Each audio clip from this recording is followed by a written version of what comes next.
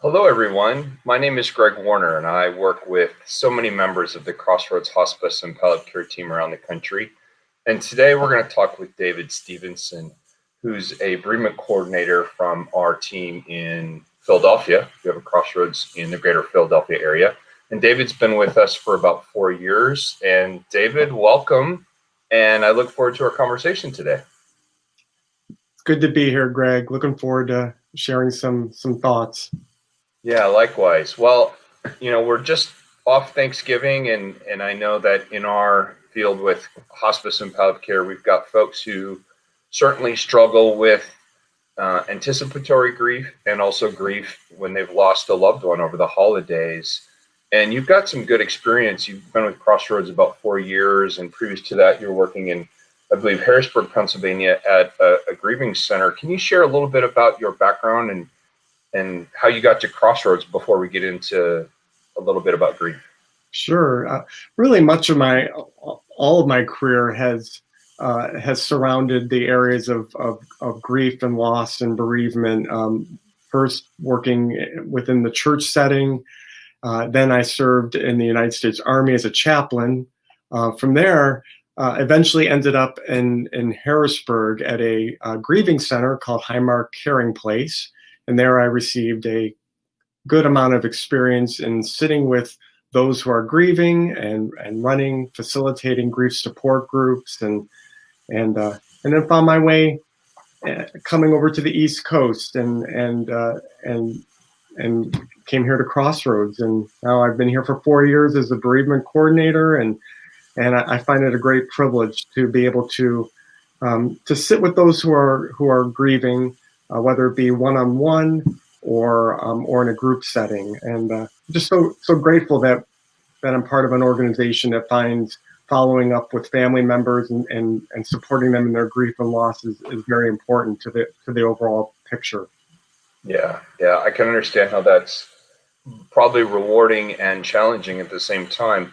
What have you seen people describe as the holidays come close? Certainly they're harder, especially if they lost someone near a holiday that's significant, not just Thanksgiving, Christmas, New Year's, and all the other special holidays from around the world, really. But how would you say people describe their grief, or what are some things that you're seeing on a weekly, monthly basis as it relates to grief? Well, I mean, we could definitely get into it maybe in a little bit, how even COVID has impacted people who are grieving, and then with the Sure. holidays. But generally, what do we know about grief? We know that grief is a natural response to loss. And what I'm finding in my career, but even as we inch closer to this holiday period, is that people are seeing that, people grieve differently. No one grieves the same. So, every day I almost hear someone on the phone tell me that they're wondering if they're grieving because they're not crying. And so we talk about how people— Oh, really? Yeah, how people grieve differently. Some people cry in their grief, while other people, they do not. So grief is it's like the fingerprint. Grief is very unique to the griever. And then the other part about grief that we often talk about as we're supporting people in their loss is that grief covers a multitude of emotions. So often when we think of grief, we think of just sadness.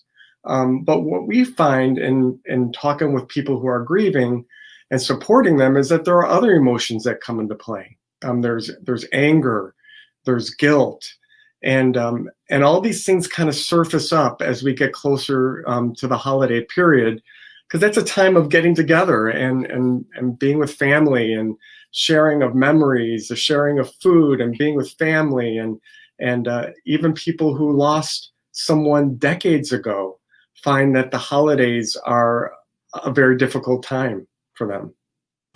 Gotcha. Those memories kind of bubble up, if you will. Right. I can understand that. And certainly the how do I grieve? I would imagine you would get some questions like, is this normal for me? People are trying to both explain what they feel and understand what they feel, maybe. Exactly. And, Greg, what I often hear even more than that is people will say, well, I thought that I'd be done grieving by now, because maybe their loss was several years Yeah. back. And now we're getting closer. We're in the holiday period now, and they're finding their grief is back up to their throat. So often, as we're supporting folks in their grief, we share with them that grief isn't a matter of clean stages that you work through, and eventually you get to that stage of acceptance, and grief is done.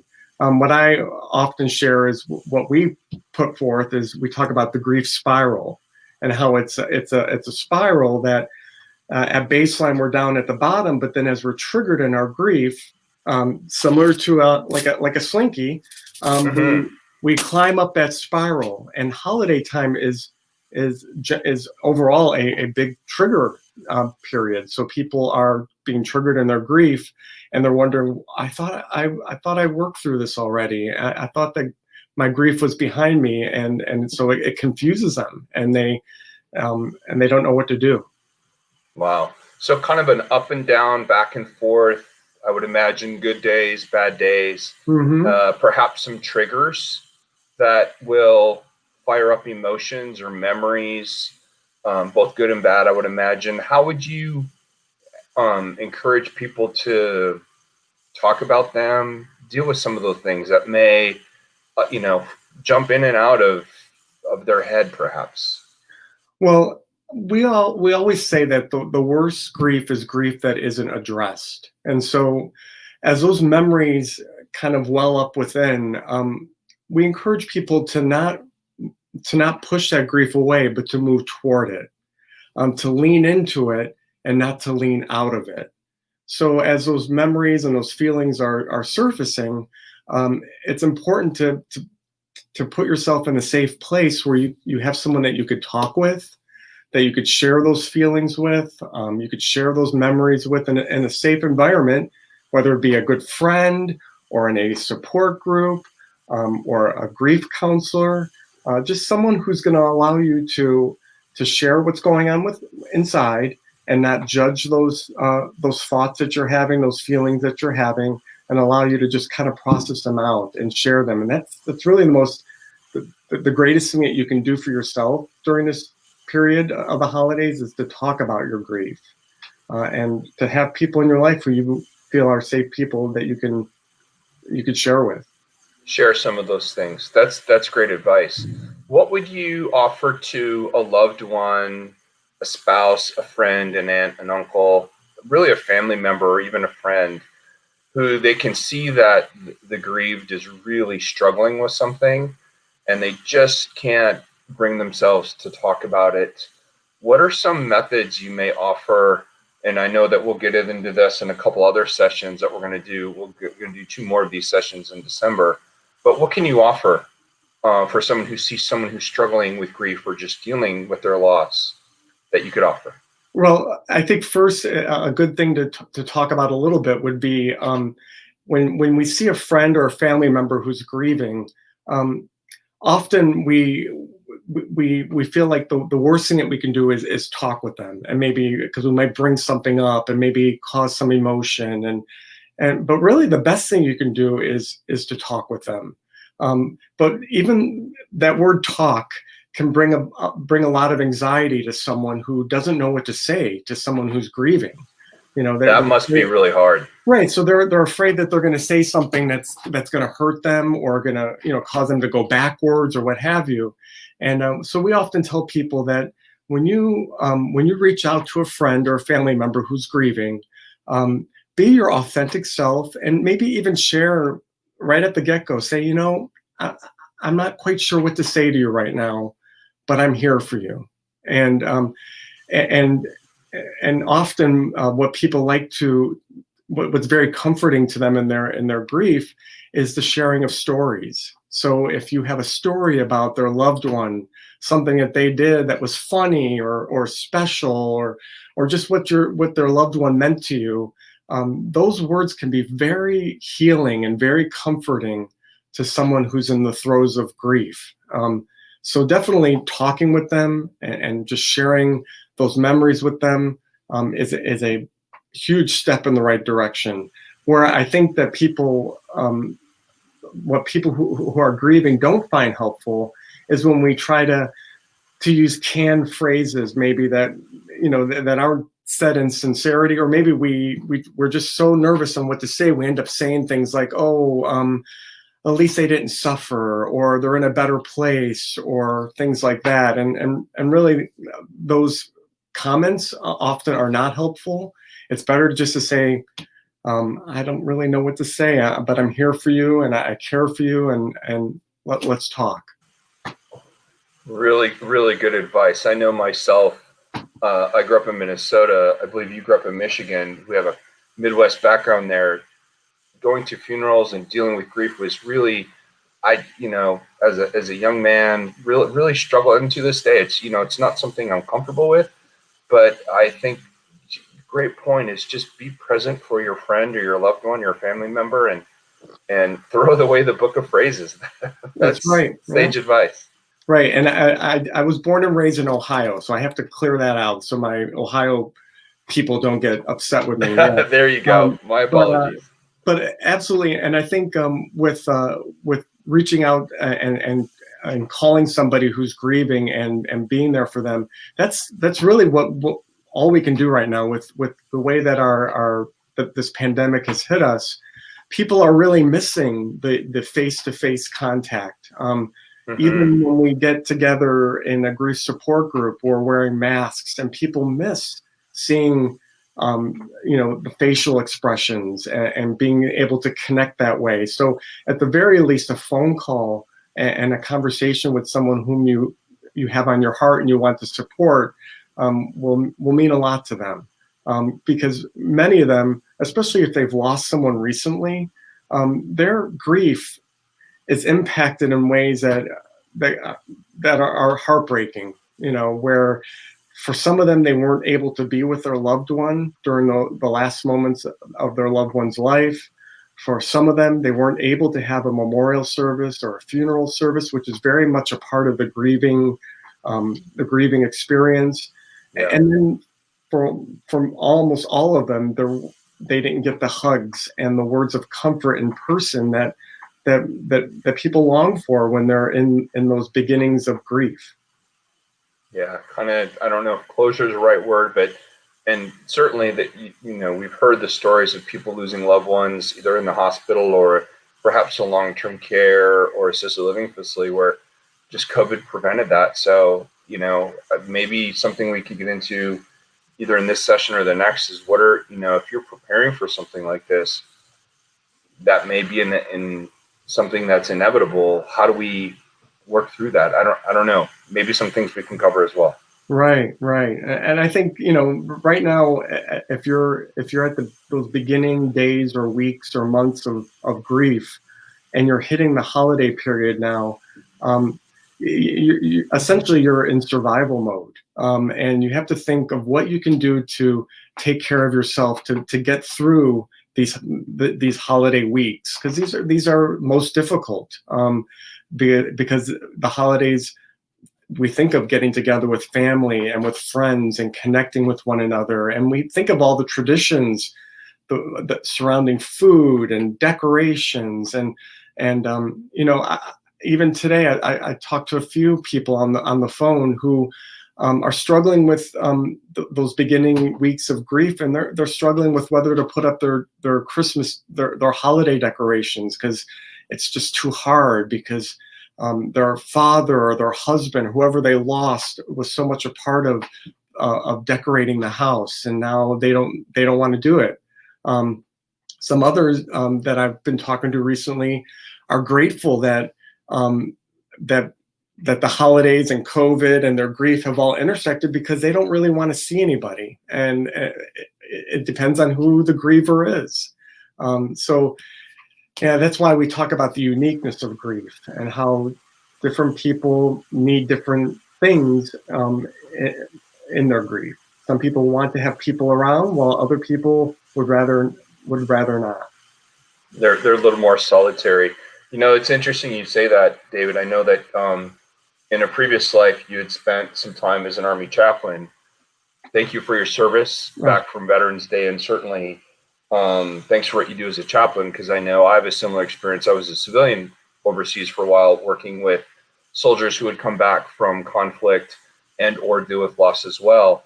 And I know that brings a whole several items that, maybe an active duty or even a retired military veteran might be dealing with. Is there anything unique to veterans as they're dealing with grief, or even family members who are going down that road?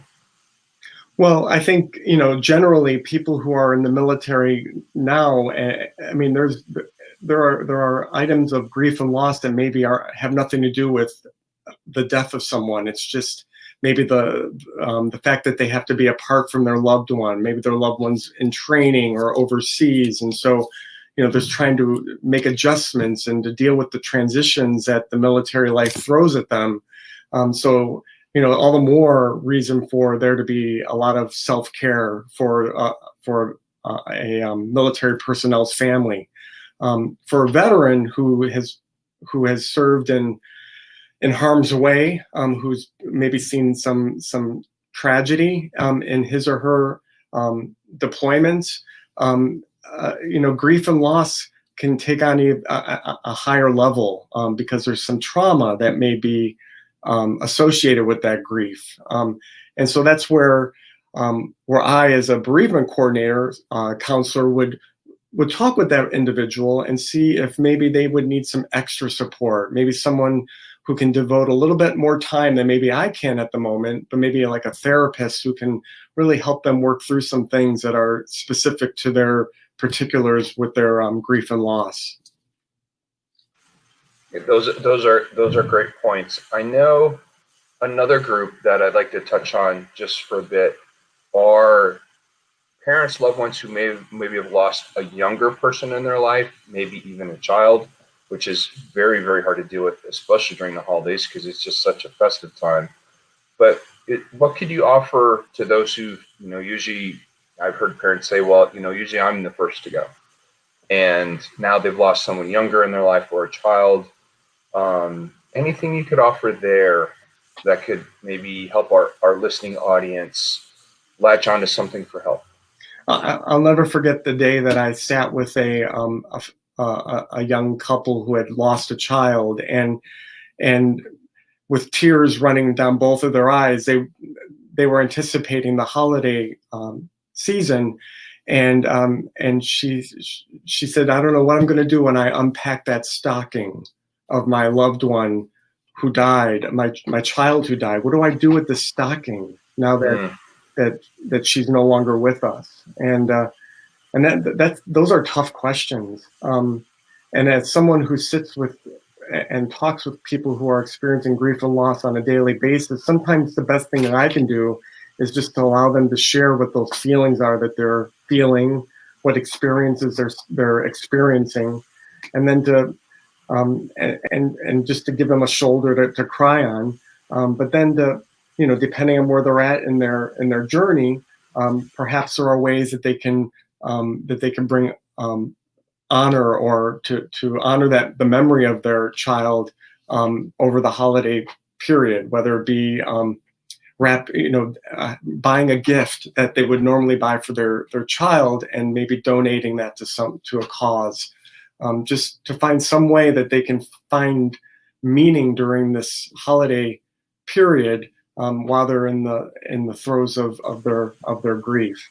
But Greg, I think so often as I've sat with younger families and who are at those very beginning days and weeks of their grief, it's really about survival. It's about just getting through these holidays, trying to keep their head above water, trying to exercise good self-care, making sure that they're taking care of themselves, because so many of them have other children that they need to take care of, family members, but they need to think about themselves and make sure that they're doing what they need to do to keep themselves as strong as they can, and then help others. Yeah.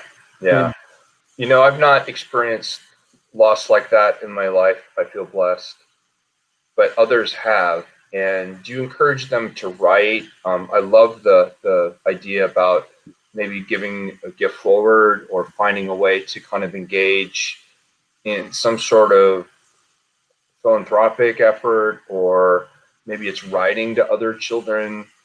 I don't know. Is there? I know that we're going to offer some resources as we go down the road with these sessions and so forth. But can you offer anything of maybe the external engagement piece? Well, I think, I mean, definitely we talked about the donating of a gift or someone to a charity of some sort.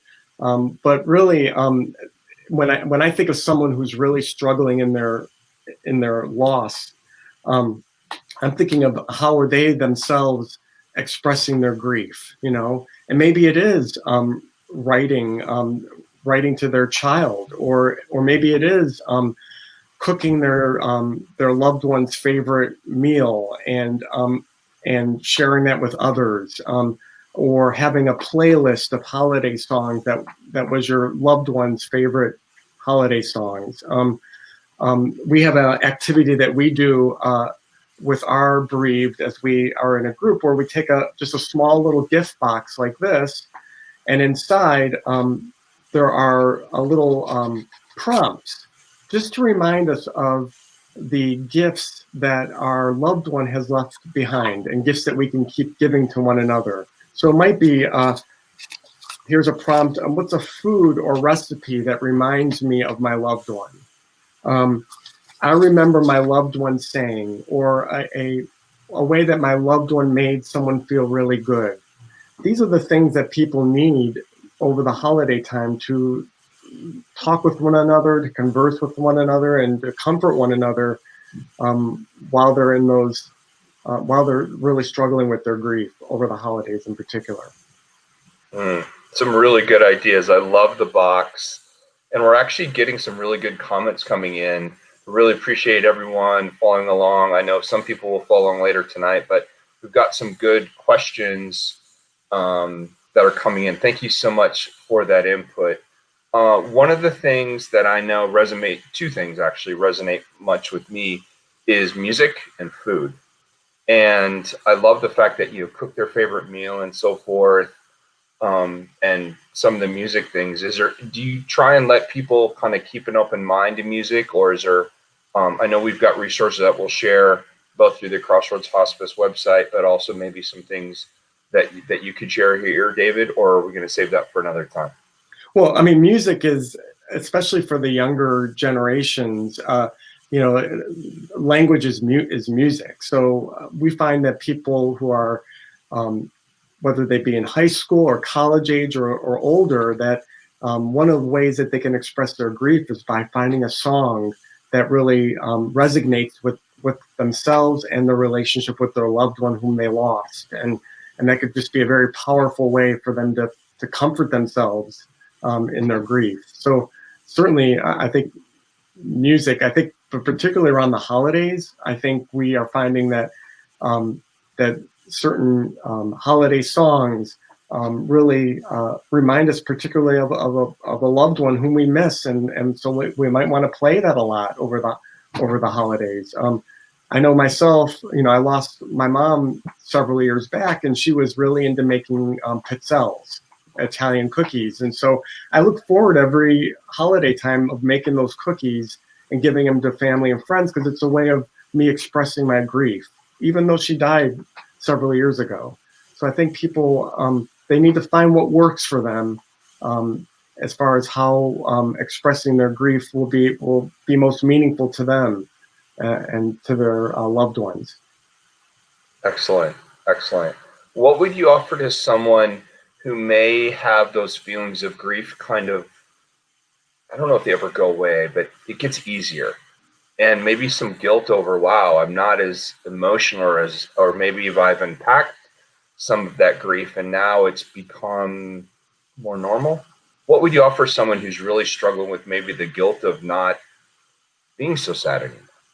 Well, I'm glad you mentioned that, Greg, because that is another theme that I often hear as I'm supporting people in their grief and loss is, people need to give themselves permission to experience that comfort and that joy over the holidays feel guilty when they hear a holiday song and it brings laughter, or they do an activity with family that, and what I often tell folks is that we are not made to grieve 24/7.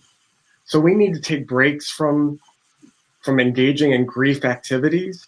And so, and I think children particularly are good teachers on how to grieve, because children, it's almost innate that they know that there are times when they can engage in sadness and feel sad that they lost a loved one or lost a pet. But then we often notice with children that they'll be sad one moment, and then the next moment they're playing with their friends.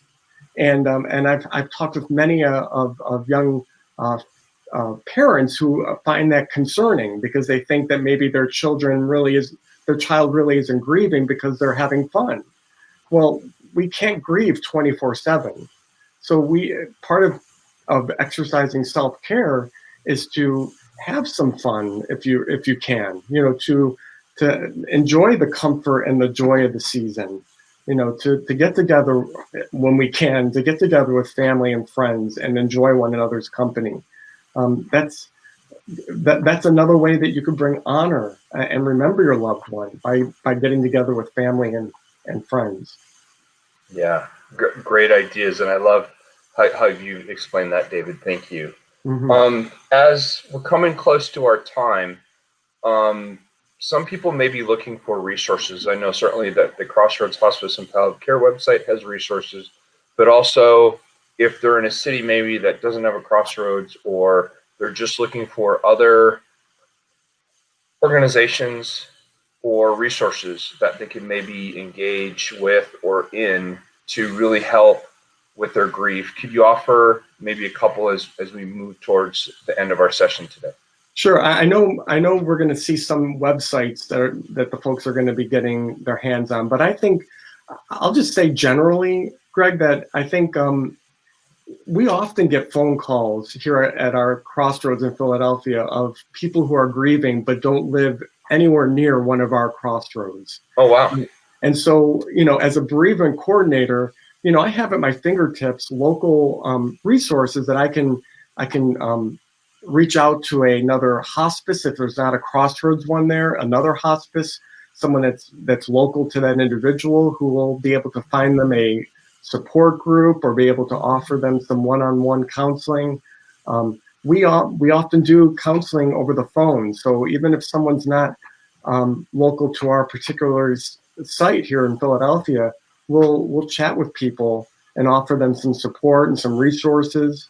And then there are some really great websites out there. I know you're going to be seeing those come across, however you guys do this on this. The magic of technology, right. David. Magic of great technology. Websites out there, but I think the best resource is a person-to-person contact. And if you call any of Crossroads bereavement coordinators, they're going to hook you up with something that'll be a lifeline to get some support in your grief. Because remember, the worst grief is grief that's not addressed. And the fact that you're calling and reaching out for help is an indicator that you want to address that grief and you want to get some support. And that's good. Understood. David, that's really good. I've really enjoyed spending time with you today. I know that our next session is going to take place next Tuesday, December 8th at 4 p.m. Eastern Time. I guess that's 3 Central, 2 Mountain, 1 Pacific, if you're on the other coast following us. And we're going to have our third session on December 15th, again at 4 p.m., which is also on a Tuesday. David, thank you so much for sharing your insight about grief and a little bit of your background. I really enjoyed getting to know you a little bit and also speaking with you today. Thank you so much, David. I look forward to talking to you next week. Thank you, everyone, for listening in and for your comments and questions. We'll really work to get to more of those in our next session, December 8th.